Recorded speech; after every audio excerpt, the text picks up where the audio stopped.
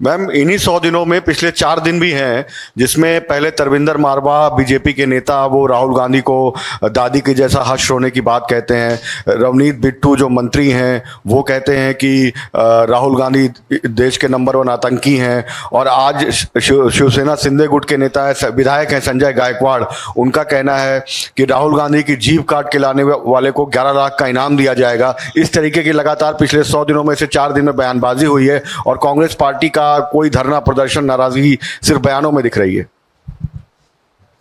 मैं जो कर सकती हूं वो तो मैं करूंगी, और मेरा काम बयान देना है और यहां पे प्रेस वार्ता करना है और सोशल मीडिया चलाना है। आपने 3 चीजों का जिक्र किया। इस देश में लोकतांत्रिक व्यवस्था में 5 बार के चुने हुए सांसद इस देश के नेता प्रतिपक्ष के लिए जिन शब्दों का प्रयोग बीजेपी या उनके घटक दल कर रहे हैं, इस हिंसा पर वरद हस्त किसका है? ये सारे नफरती चिंटू इस तरह की बात कैसे कर पा रहे हैं? असल आतंकी ये है, इनकी जगह जेल में है। ये जेल कब जाएंगे? और अगर इनको नरेंद्र मोदी और अमित शाह का संरक्षण नहीं है तो क्या इनकी हैसियत और हिम्मत है कि ये इस तरह की बातें कर ले? आपने एक आदमी का नाम लिया, वो और भौंके तो देश को उसकी असलियत और पता चलेगी। पंजाब ने आपको पैदल कर दिया, अभी भी आप अपना पाठ नहीं पढ़े हैं। जिसकी राजनीति राहुल गांधी के आगे पीछे घूमकर चमकी, जब वो इस तरह की बातें करता है तो शर्म आती है। लेकिन असलियत यह भी है कि जब आप कांग्रेस के सगे नहीं हुए तो बीजेपी में आपके ऊपर भरोसा कौन कर रहा है? तो आप सिर के बल खड़े होकर चिल्लर पार्टी की तरह चिल्लाएंगे, इस तरह के बेतुके बयान देंगे। लेकिन नेता प्रतिपक्ष के खिलाफ हिंसात्मक बयान देना, हिंसा की बात करना एक लोकतंत्र में बिल्कुल भी बर्दाश्त नहीं किया जा सकता है।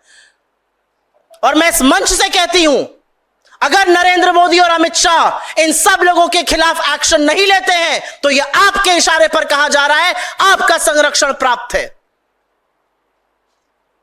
इस देश में लोकतंत्र में हिंसा की लेश मात्र जगह नहीं है। अगर आप लगातार इन चीजों को होने दे रहे हैं तो यह आपके इशारे पर चीजें हो रही हैं और कही जा रही हैं। राहुल गांधी को इन चीजों से रत्ती भर फर्क नहीं पड़ता है।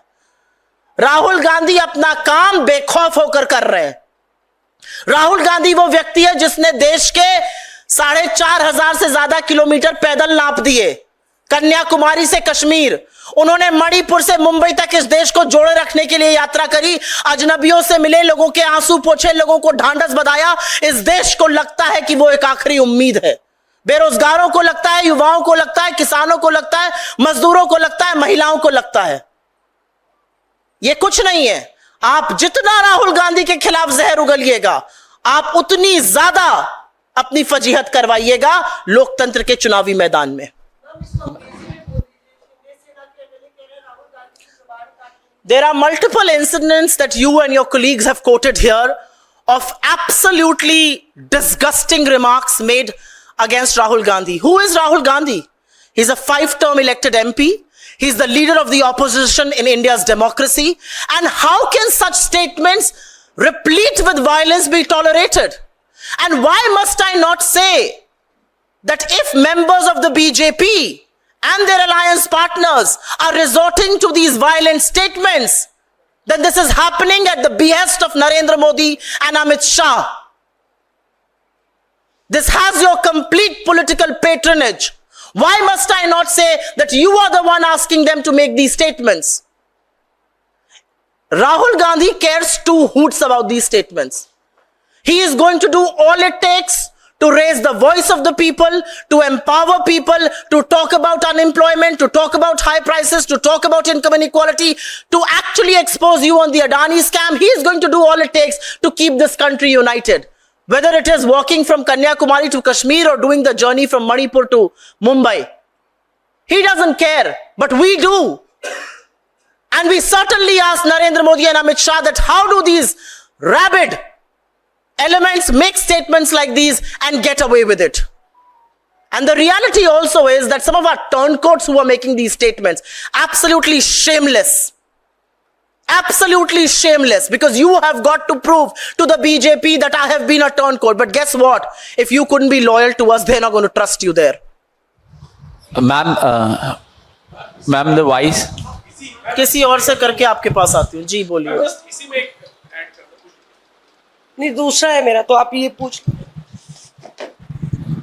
ओके मैम, तो इसी में एक सवाल जो विक्रांत जी ने भी पूछा, देश भर में कांग्रेस के कार्यकर्ताओं के मन में ये सवाल है कि इस तरीके के बयान आ रहे हैं, लेकिन पार्टी के स्तर पर कोई एक्शन नजर नहीं आ रहा। क्या कानूनी कार्रवाई आप लोग शिवसेना के एमएलए ने जो बयान दिया है उस पर, या बिट्टू ने जो बयान दिया है उस पर करेंगे? और कांग्रेस चुप क्यों बैठी है, ये एक सवाल है। कांग्रेस चुप बिल्कुल नहीं बैठी है। बिल्कुल हम कानूनी कार्रवाई करेंगे, बिल्कुल इसके खिलाफ केस दर्ज होंगे, बिल्कुल यहां पर दिल्ली में धरना प्रदर्शन हुआ इस बात पर। मेरा अपना मानना है कि राहुल गांधी इन नफरती चिंटुओं की बात से बहुत ऊपर है।